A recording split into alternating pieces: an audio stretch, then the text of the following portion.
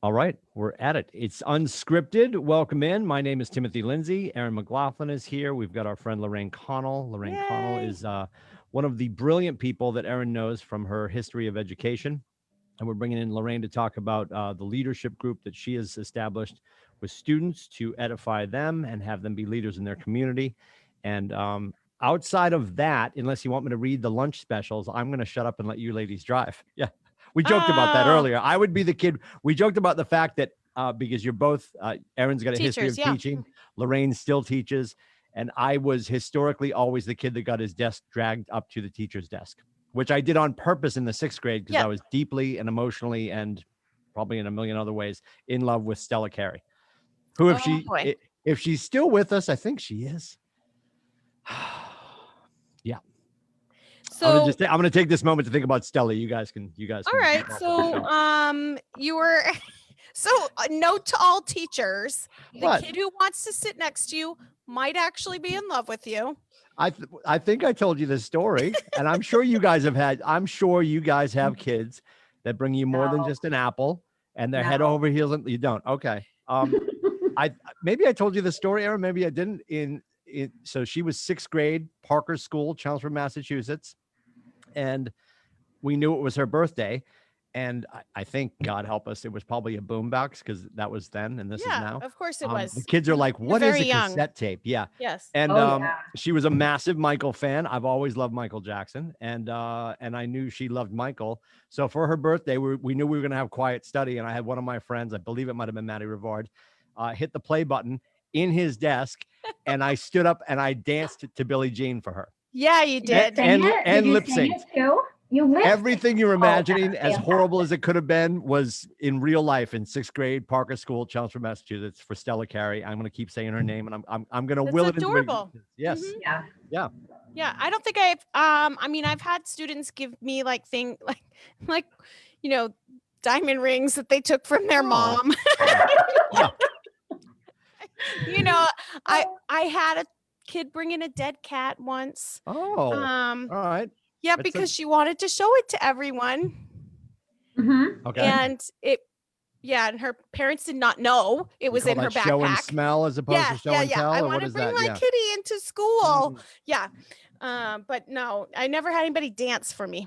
yeah. No, we did a dance production at my school a couple of years ago. We did a dance with the staff. It was fun. It was really Yeah. we had students choreograph for teacher couples that came together, and then we did a big production. And I would say that was one of my early leadership opportunities where Yes. I empowered students to be the choreographers for us. And man, did that take a whole lot of risk.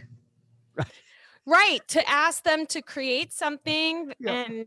And for me What? to get up on stage in front of the entire community, I mean, the house was packed. It And was what grade is awesome. this?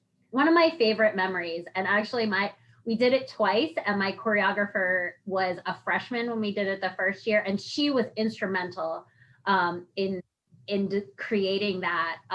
So she was the choreographer for me and my partner the first time, and then when we did it 2 years later, my partner was like, "No, I'm not going to do this again." Of course, my husband's like, "I'm not doing that." Yeah, yeah.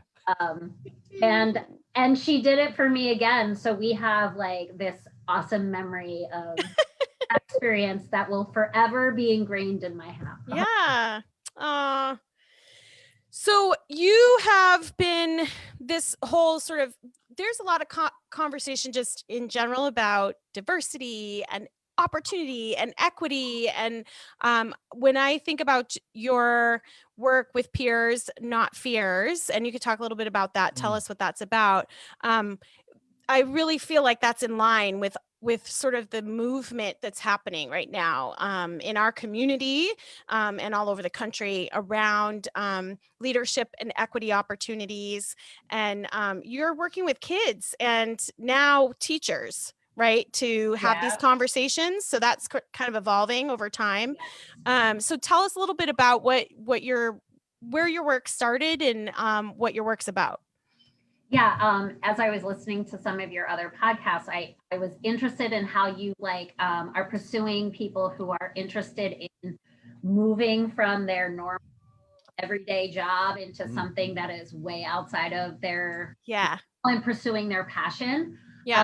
So by day, I am a chemistry teacher, and by night, I am a just tell me there's just tell me there's no quiz. There's no quiz. Right. No quizzes, no quiz. chemistry quizzes, because we both fail. Yeah. No, but that is where it all started from me. Chemistry's hard. I mean, you both are reacting the way most people react when I say I teach. Like, oh, how could you? And that, like, for me is upsetting because I love chemistry. And if I can change that opinion in one or two people, then I'm happy. And I always tell my students, I'm like, you may not love chemistry when you leave, but you won't hate it. Yeah. Big promises, big promises. That's right. So typically kids go through their academic career and, you've got these kids who can just like sort of fly by the seat of their pants, and maybe they just like wing their tests and they do really well. And then they come to chemistry and the brakes are on and they're like, what? I can't just wing this. I have to actually study. And like, it's 10th grade, maybe 11th grade, and they don't have any study skills because they haven't had to. So I empower my students by providing them opportunities. For example, I tell them to create a study guide that they can use on their test. You might call it a cheat sheet, but I call it a study guide because, they write down, and I'm like, put whatever you want on there. Write down all the problems we did, write them all down. And then what they say to me is like, they turn it in because I collect them. And I'm like, and they say, I didn't even use this. And I was like, it's because you studied. Right. Like it's tricky studying. Right. Yeah. Create your cheat sheet and you won't need it. You won't need it. And like that's so empowering to like say, I created this and I just didn't need it. Whoa. Yeah. And then I did this crazy thing in 2013. I went to a conference in Minneapolis, I think Minnesota, maybe somewhere in the, I've never been there. So they're the same place, right? I think so. Yeah. And I All went of America loved it. The conference was flipped classroom. And actually, if you Google WMUR flipped classroom, you might see the news of Miss Lorraine Connell doing her flipped classroom in 2013. And basically, the model is kids watch me teach at home, and then they come to school and we do the work in school that would typically be the homework. And like most people, when you're doing hard things, you'd rather be with the person who can really support you. And are finding, I don't know how to help you on this. So we flipped it, hence the name Flipped Classroom. Also, if you Google me on YouTube, you might come across my chemistry videos, which are still really relevant. And as we are in remote teaching right now, any teacher can utilize mine. And they're not better than Khan Academy, but they're a little more like relative and down. She's saying they're better. It's okay. Keep going. It's okay. I mean, no, they're not better. They've got your special sauce on them. Yeah. They've got Lorraine's special sauce. It was rough. In 2013, the technology was not what it is right now. No, right. So that's an important thing to sort of know. Like you've been playing around with this stuff for a few years, and you've gotten through the pain, right? So you're in a place to actually support other educators that are, which is cool. Yeah. Yeah. And I don't use the flipped approach all the way anymore. I more sort of like use it as a side work, so if you're struggling, you can go watch my videos if you didn't really get what you did in class. And then I was offered an opportunity to work with students on leadership in the school. And through that work, I just found my passion. I really found my passion. And I came to Erin, I think it was in August, maybe late August, Yeah. broken, sad person because I didn't know how I was going to do my leadership anymore. Yeah.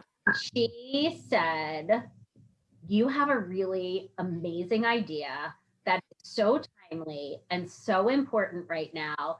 And when I talked to her, like she could see that my light was shining. I was excited. I was like, my passion was literally coming out of me. Yes. Yes. And Erin harnessed that and she said, hey, I want you to do this thing. It's going to be hard, but I think it's really important that you do it. I want you to write down 200 things that if I were to meet you in 5 years, you would be doing. And classic coaching question, by the way. It was hard, but it was amazing. So hard. It was amazing. Everything sort of like became really clear for me. So in August, when we met and I did that 200 thing, I decided that I was going to pursue giving leadership to, and really it was important to me that it's available to everyone. Maybe if you think about it, you might come to this realization that I only recently came to. Leadership is a privilege. Yes. And we don't provide leadership training to everybody. Yes. And that hurt. Preach, sister. I was like, why? Don't people become leaders? I mean, even if you don't become a CEO, you are a leader. You're a leader of your own life. You have to lead yourself somewhere. Or nowhere. Or then that's a pretty rough alternative, right? Yeah. Yeah. And at the very least, many of us will become parents, and there is no more important leader than a parent. So we say every day, whether you're leading or not leading, you're leading, right? Somebody's watching, whether it's somebody that you influence in your workplace, or certainly if you have short people at home, your kids are watching, everything. Yeah. Yes. Yep. Yeah. Well, that's social media too. I think, we think about, what are we putting out there for content and how is that influencing people and how are we leading people and, not maybe to buy crop tops and, a certain type of sneaker. I look great in that, by the way, but anyway, go ahead. Yeah. But what are you inspiring people to think, or how are you shifting their brain, or, and there's actually a ton going on around that right now. How is social media being used to influence people's thinking incrementally over time? And is that impacting, this opportunity for leadership, or is it the opposite, right? So probably could be going both ways depending on what you're consuming. Well, when you think about content, and everyone is creating it now, right? Because TikTok put it in everybody's hands, and whether we're doing that on Instagram or whatever the case may be, if you're doing a podcast, if you're doing any sort of media, most school systems, most workplaces now are getting through to their students and their clients and their personnel through some form of media.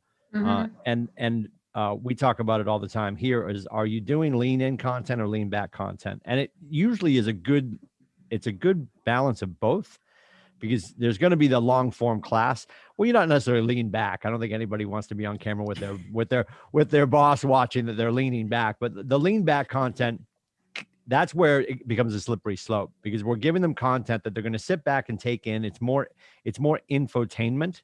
At the same time, it can be very sedentary, and it's not drawing them into action. Where that lean in content is, it's a quick hit.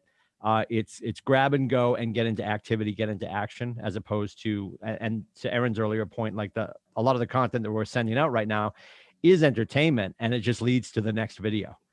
And there's no commonality. There's no thread pulling them to this destination of improvement or growth. It's just the next video. I went from one guy jumping off a roof into a snowbank, and this guy's eating a Tide Pod. Like, there's nothing. That's not where we want to go, and we want to make sure that we're putting out the product that we want to lead people back to leadership, which not everybody earns that right. It's really funny how people can feel, well, that's really exclusionary when we define that some people are a part of this class and some people aren't. Well, you have to opt in. You have to raise your hand. Right. You have to Yes. want to be a leader, not just like, well, you hit this certain, every company has, well, you hit this production rate. So you're now in this group. Well, it doesn't mean that they should be teaching a class. It doesn't mean that they should get the red badge of courage, like, or anything like that. It's just like they could be, because they're in this category where they could raise their hand. And if they opt out of that, or they decide they don't want to do that, doesn't make them not a leader. They're just not a leader for this moment. Right. Or maybe they need something like tools, right? And that's Yeah. where I think, that's what, when I listen to Lorraine talk about the things that she's created, based on lots of trial and error, right? With student guinea pigs, and seeing what resonates for kids and what doesn't, and how to move them forward. There are tools that some of us have based on our environment, based on our socioeconomic, just, Our privilege. so like that whole piece, the kinds of conversations, the places that we go, I think about my kids when I was a teacher years ago, me having a relationship with the public library to have them come and give the kids library cards at our school, because they didn't have homes with vehicles, so they weren't going to the public library. The only library they had was our library in our school. So when you think about it to that level, that's access. Right. So, we're in a place now where we can create access for everyone. So, like, what does that look like for your leadership, and how has that kind of evolved over the last few months? Yeah, so I decided through my conversation, again, Erin has guided me in such a developmentally way. Like, she was like, why don't you make an online module or an online program that's easily accessible to anybody at any time and relatively affordable? So when she said that, it was like all I needed. I was on the ground running, and I had all of these ideas swirling around in my head, and I finally had an opportunity and a reason to write them down. So in my years as that leadership coach at my school, I was always writing what I was doing down. There was no real curriculum. It was like, sort of like, what's happening now? Let's do this. So I took all of those ideas, I took all of those notes, and I developed modules. So it's 10 modules. The first module is free because I'm so sure that my program will help everyone, that I want you to at least experience that first module. And the first one is goal setting, getting. I thought you were going to say chemistry. I'm like, I'm yeah, tapping chemistry. I'm tapping out early. I gotta go. I got that thing. I got that thing. No, it's free because it's chemistry. It's right. It's free because I know you need it.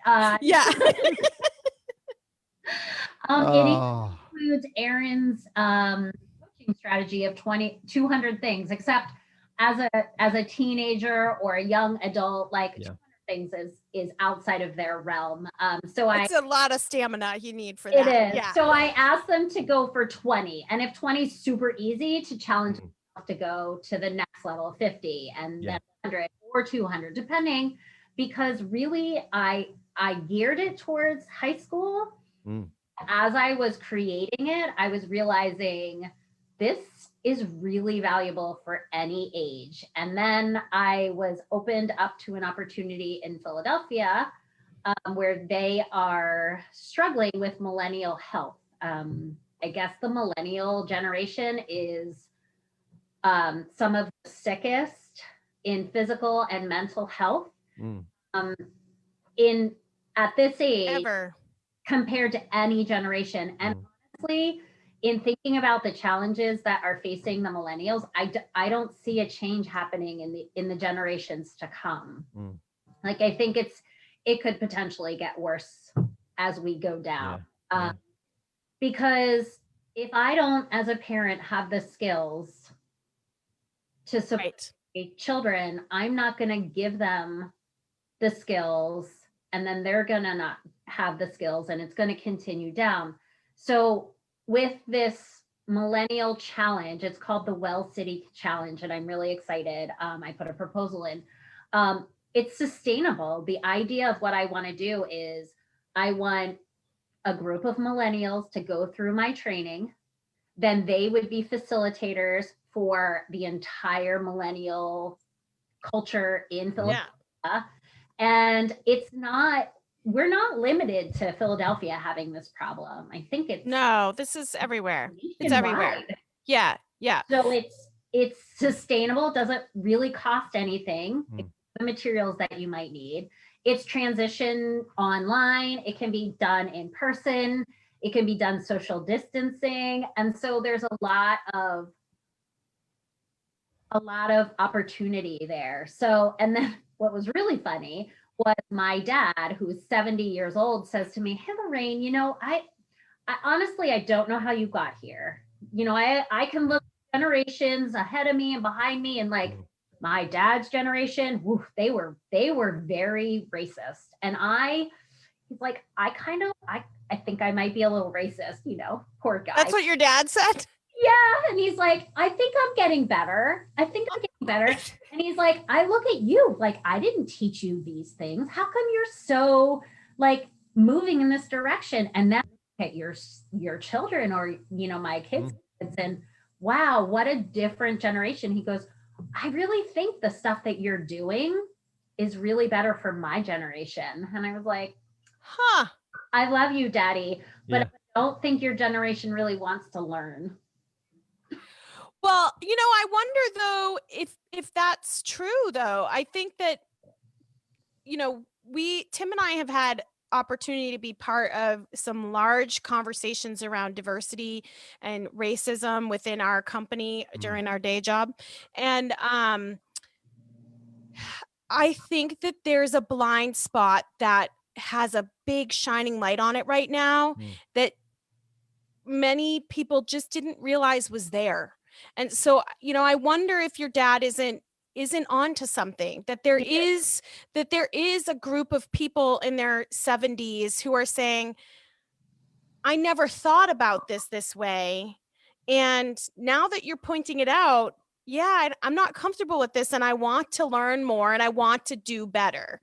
I mean, I maybe I just think that all people are truly, once we give them information, they're going to do the better thing. But I do think that there's probably opportunity there.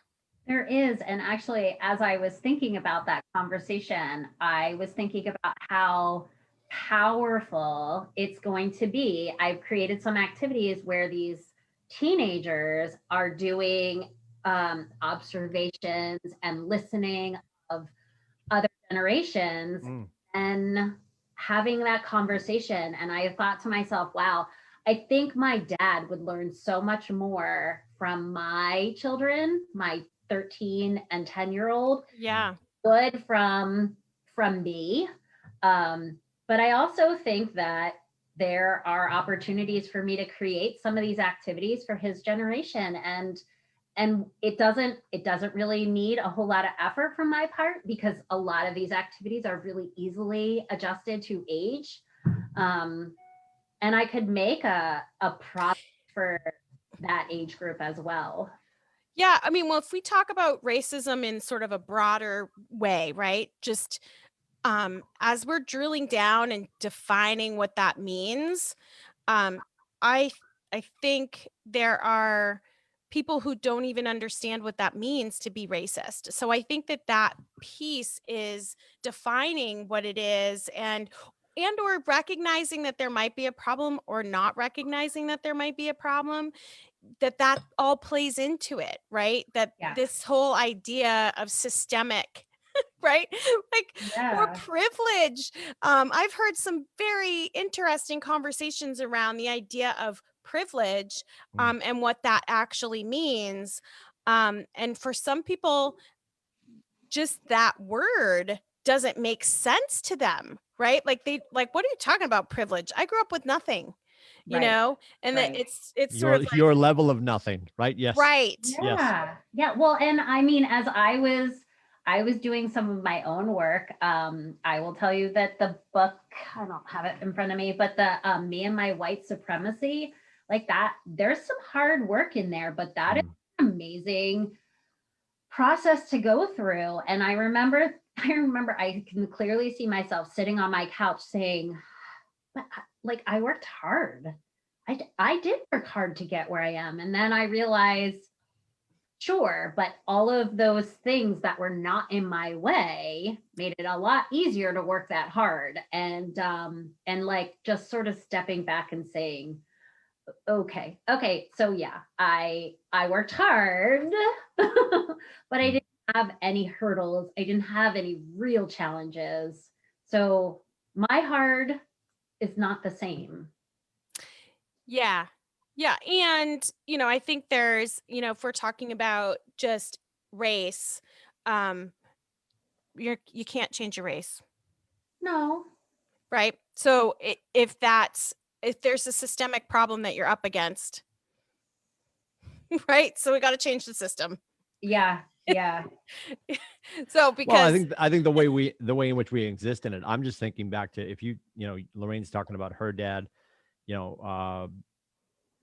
my parents, we just lost my dad. He was 77, my mom's 74. And that whole generation, just speaking for my folks, I think that entire generation, when you thought about racism, it was very black and white. And I mean that. Yeah, that's what I'm literally saying. Yes. Now, when you go to, and I'm just thinking of some friends that I visited most recently out in San Diego, and every part of the city has its different town: Koreatown, Chinatown, Malaysian town, Haitian town. Like, and that was not a thing before.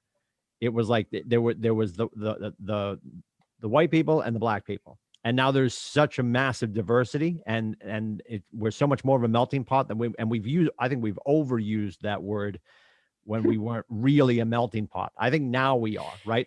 Because I think people get lost, like when, and I'll pick on my Uncle Bobby. He's the grumpy guy from Christmas Vacation, who steps out on the front step at the end of the movie and says, "That's not the Christmas star, it's the light in the sewage treatment plant." That was my Uncle Bobby, angry at everything, right?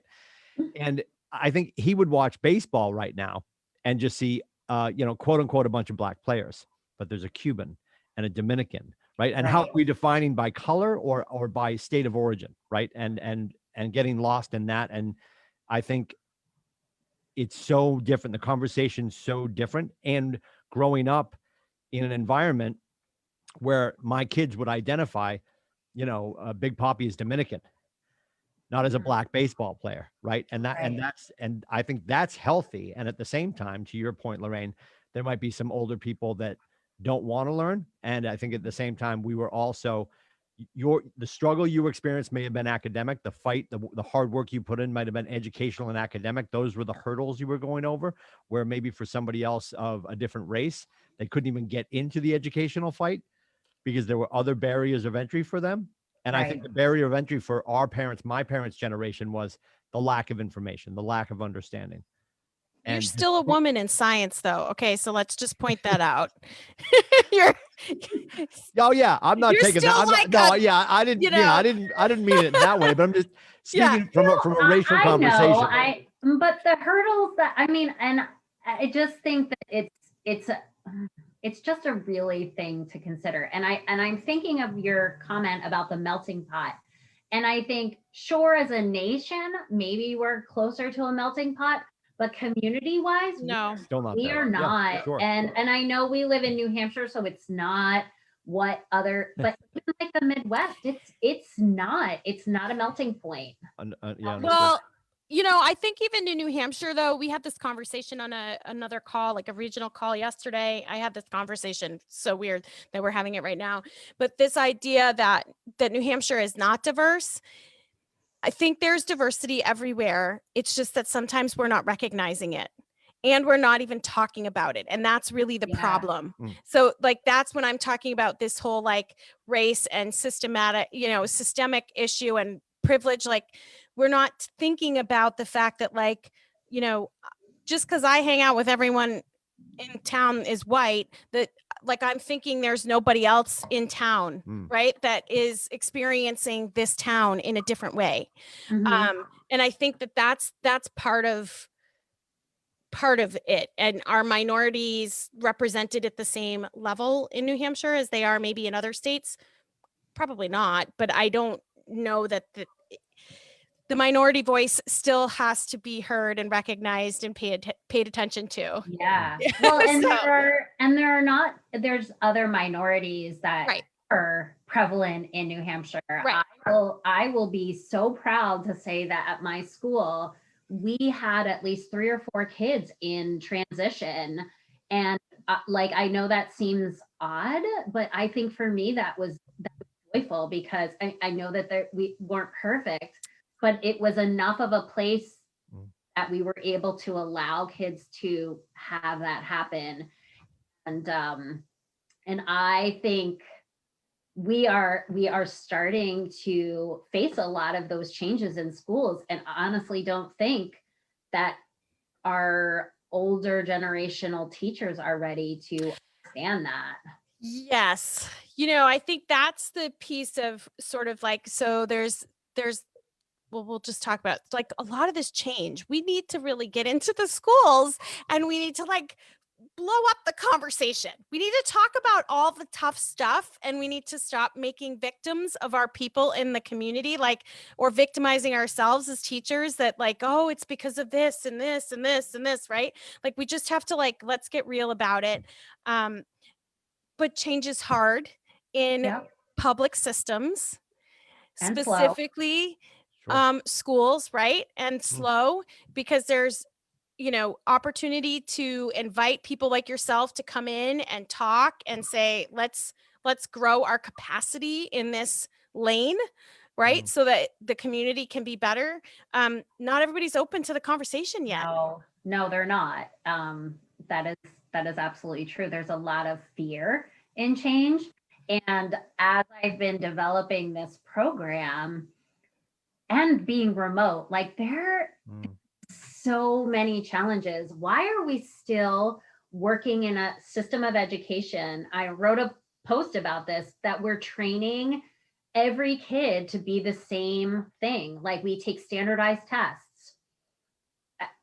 Do all kids do well on the same standardized test? I would be surprised if we really admitted that. Well, so that I was I was an administrator for the state of New Hampshire for a while. I don't know if you knew that, for Smarter Balance. Oh yeah, like I was quality control and all this other stuff, not by choice, and a trainer and Sounds whatever. great. It was It was Yeah, awesome. sounds great. no. Put me down for And 2. And here's the real truth about our standardized testing practice in the United States. It has not proven to be fruitful or given us valuable, useful information about students and their learning, or teachers and their teaching. It has not. So ultimately, anecdotal narrative notes from teachers, observation of students, conferences with students, growth over time, all of these things are what show us where kids are thriving, where kids need support, where teachers need support, right? If they're really doing well. Every year, K through 12, when they wrote Timmy needs to apply himself, that was actually a non-starter. That was a narrative, an anecdotal note from your teacher. Yeah. But the standardized tests, they keep funding them because they're trying to sort of make all of this very systemic, I can't speak, and sort of, programmatic. And there's funding tied to it, which is such a bummer, because it's not proven to show anything. None of this. And if you're a data nerd, you have to have at least 3 years of data for a cohort over time to show growth over time, and they keep changing the test. We have not had the same test. So they can never get that bubble of You never data have. they need. So the data for the last 15 years, what we would have in the data world is dirty data. None of it's clean. There it is. Yet we still keep wasting educational days and money on these tests. I love that you got to the whole standardized testing and what Lorraine was talking about, and to some extent, leaning into kids and their strengths. And there's the guy that I watch online that I love his stuff. His name is Jay Shetty. He was actually a monk at one point. He just wrote a book about it. And Jay Shetty's phenomenal. And he talked the other day, and I'm so guilty of this because our boys will get their report cards. And as a dad, I skip over the A's and I go to, because Yeah. I remind them that, everything should be an A and all this kind of stuff. And I'll joke with them because the school system that they finished their K-8 in Stratford was, 1, 2, and 3 on conduct and effort. And I'm like, if you were rocking all those, the grades would follow. It's so funny. We're all guilty of it. If you've got kids in school, you typically will go to look at the report card, and you probably know where your kid plays well. And you look at the A's and maybe say it should be an A+ just to be a jerk, because that's who I am. But then I'll skate right to the B- or the C+. And my kids do well in school, so we don't have to deal with the D's and the F's, which is delicious. Unlike my folks, I love dealing with the D's sometimes. That being said, I'll go to the C+ and the B- and be like, what the hell's going on here? Rather than, and all the rest of the time you're doing a good job. Yeah, and then I should be going back to the microfiche of my childhood. Yeah, right. Where I was like throwing up in chemistry class. You're welcome. And and that was never going to be my thing. And do you see any Bunsen burners here? No, I'm not Breaking Bad, right? Like that's not my jam. I was always artistic and not. I was always artistic and not mathematic. And why we don't spend more time. And again, I say this, and I think somebody could be listening and saying, "Oh, he's all about the Montessori school." I don't get that myself either. That's not my jammy jam. My kids went to Montessori. There needs to be a fence. I feel there needs to be some sort of direction, So at the same time, finding the way to make sure that we are really hitting the button that they want to push, as opposed to the standardized testing. And how much of the curriculum, and you guys can answer this for me and the rest of the civilians, how much time do you guys spend as educators, tab A to slot B, to make sure when the standardized tests come up that everybody under that roof is judged by, both the teachers and the students, when you could be doing other things that might be pouring into their true passions and feeding their souls, as opposed to. I kind of want to go back to your thought about the report card, Tim, because I wonder what message I feel like the state's going to come get my kids now. They're I know. No. This is just something to reflect on. But sure. When you say about this B- or C+, you're sending the message that failure is, or not being good, or not, like, it's not okay. But really, like, I have learned through my experience that when I fail, that's where I learn the most. And so I also try and tell my students that, if you can get an A, what are you doing in here? You shouldn't be in this class. Yeah, move to a smarter table. We say that all the time on coaching. Yeah, right. If yep. you're the smartest person in the room, you're in the right room. Yeah. So if you fail that summative, or you fail that test, then you have to learn. You have to figure out what and that's when we were in high school, like, there was no time to process that. It was like, we're moving on and we're trying. I think we're not there yet with the idea of reassessment, the idea of trying to teach you that when you don't know it in the first part, that's where you're going to learn it. And that the message is not there yet, but I think that is our intent, because we have placed an awful lot of negative feelings on failure. Yeah, and it gets in the way of progress, right? So it's that whole, and I think that's what, Tim and I are so excited about. Everyone that we talk to has failed a lot. Yeah. Well, and we talk about it every day.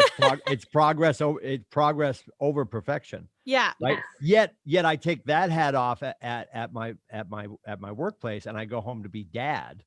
Yeah. And I'm chastising them over the B-, right? But this goes right back to our original conversation. This is the environment I grew up in. This is the way my parents judged my grades, right? So and that can play across our educational conversations, our conversation about race and sex and all these other things. Yeah. It's a learned behavior. Yet why do I treat, ultimately people I feel responsible for at work as a coach differently than I coach my kids when I get home to be dad? And it should be the same. I think we're done here. Check, please. Yeah. I mean, I learned a lot today, Lorraine. Good job. Yeah. Now I'm leaving before the chemistry starts, but other than that, it's been great. Pleasure. It's been a pleasure. Well, it's that whole fear though, right? Like I think, Yes. it's that fear of letting things unfold as they're going to unfold, and like how much pushing is too much pushing, and what's not enough, and it's as a parent, it's a totally different avenue. And before we wrap, because we could talk to you, I think, forever. I know. Lorraine. I love this. It's so Maybe much you could fun. just come back and We'll let do a us series. know. Well, honestly, yeah, because honestly, let's have you back in the future, because I really want to drill down on what you've built, the framework of it, and how Yeah. other people in the community can get involved to maybe, leverage you and That's awesome. expand your reach, right? Because that's what this is all about. The It fact is. that you found your passion project within education and pouring into other avenues that are hyper important, because right now the separation of the distance learning, I mean, even the way you were doing the classroom flip, Yep. and how has that changed now? Because the dynamic's so different, because there is no in-person learning. They can't even come in and do the part they were doing at home in the past, right? Right. They're doing it all at home. Yeah. Yeah. Yeah. So, in terms of, I think I just want to, well, I don't know. Should we just wrap it up? I think I'm so excited to hear about what you're doing, and I would love to have you back and let us know. You have a lot of things in the works. You have some opportunities for kids. You have opportunities for teachers to get involved and to learn and develop their own capacity as leaders.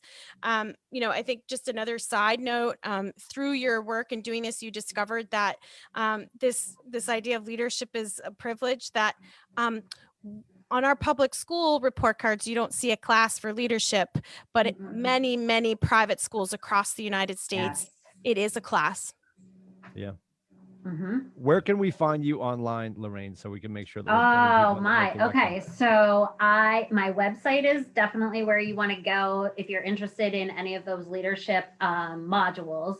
And that's www.peers-not-fears.com. I'm on Twitter at lconnell20.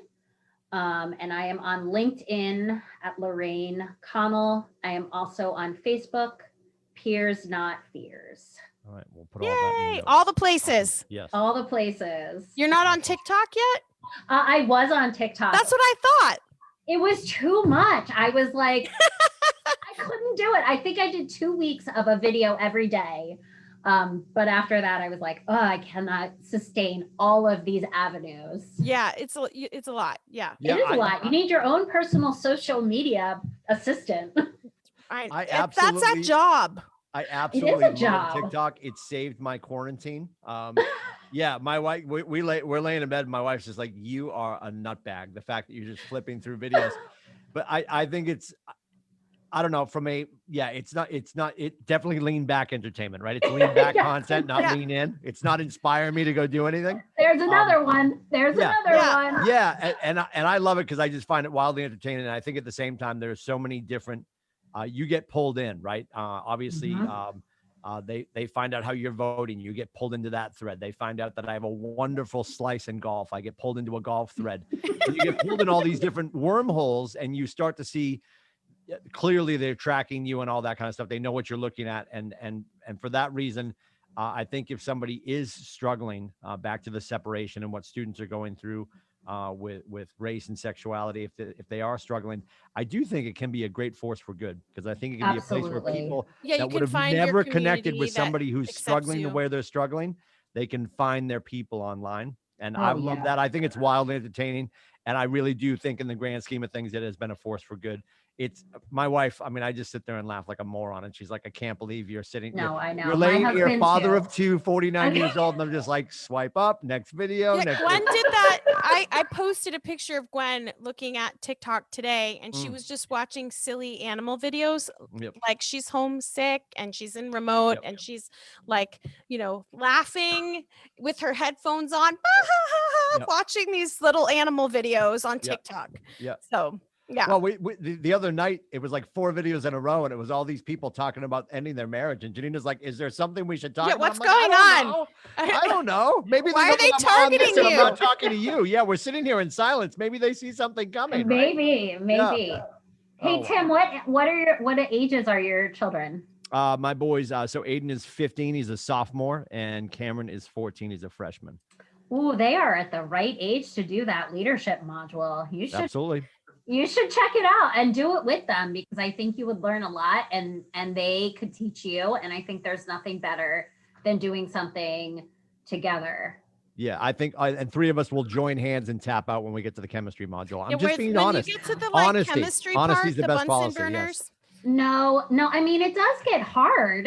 I mean, it's just not chemistry. Yeah. I mean, Yeah. it's hard to listen. It really is. And it's hard to make mistakes and say, "Ooh, yeah, I did that." So yeah, it's going to be hard, but you don't have to like blow anything up, even though I know that's the fun part. Actually, though, Yeah, that that might is get the us fun in. part of Now you're ruining it. chemistry. Yeah, I was The ready to labs. put on a hazmat suit and a beekeeper's hat and get Yeah. right in there. you If know? it was Yeah. just labs all the time, I would have done great. My chemistry teacher in high school No. would tell my mom, she's very smart, but she does not listen during class. Yeah, the elemental 'Cause I chart. would be like, Why? Yep.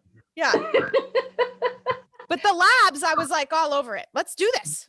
You Yeah, know? maybe that'll be my TikTok channel. It'll be Breaking Dad. It'll be me and the boys just blowing stuff up at the house. Yeah. There you go. Yeah. Magnesium. That's The a wife really will good love one. it. Yes. Awesome. Thank you. Lorraine, thank you so welcome. much for Thank your time. you. We'll definitely have you back. We want to talk about your foundation a Good little luck bit more.